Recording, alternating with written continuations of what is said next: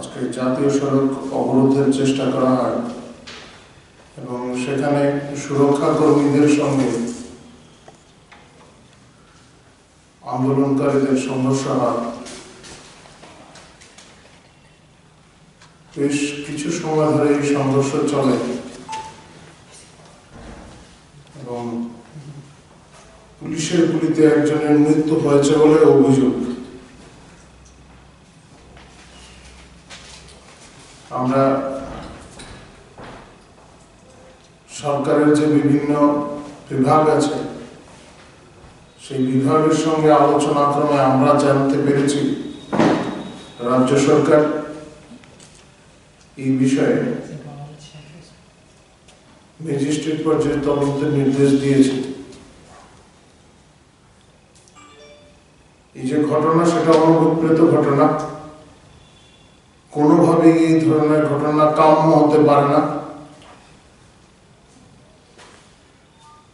কেন এমনটা ঘটলো, কি এর পেছনে কি রহস্য লুকিয়ে আছে, সবটাই বেরিয়ে আসার প্রয়োজন। এই ক্ষেত্রে সরকার যে উদ্যোগ নিয়েছে তাকে আমরা সাধুবাদ জানাই এবং আমরা বিশ্বাস করি অচিরেই তদন্তের ক্রমে প্রকৃত সত্য বেরিয়ে আসবে।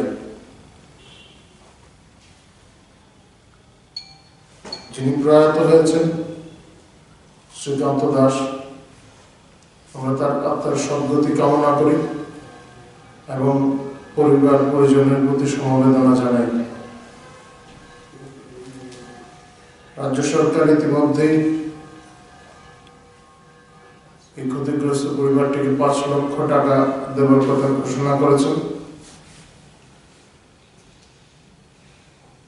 পার্টির তরফ থেকেও স্থানীয়ভাবে বিভিন্নভাবে খোঁজ খবর নেওয়া হচ্ছে, পরিস্থিতির দিকে নজর রাখা হচ্ছে।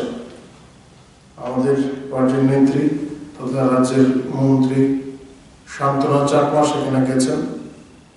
ইতিমধ্যেই আমাদের জানানো হয়েছে তিনি ওই জয়েন্ট অ্যাকশন কমিটি যেটা আছে, আন্দোলন চালিয়ে যাচ্ছিল তাদের সঙ্গে কথাবার্তা হয়েছে। নাতি দীর্ঘ সময় ধরে এই আলোচনা চলে এবং এই আলোচনা ক্রমে তারা তাদের আন্দোলন আপাতত প্রত্যাহার করে নেওয়ার সিদ্ধান্ত ঘোষণা করেছে। আমরা মনে করি এতে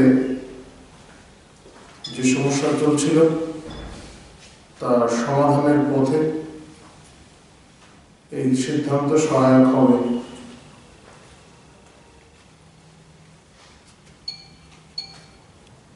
আমরা চাই একটা দায়িত্বশীল রাজনৈতিক দল হিসেবে আমরা মনে করি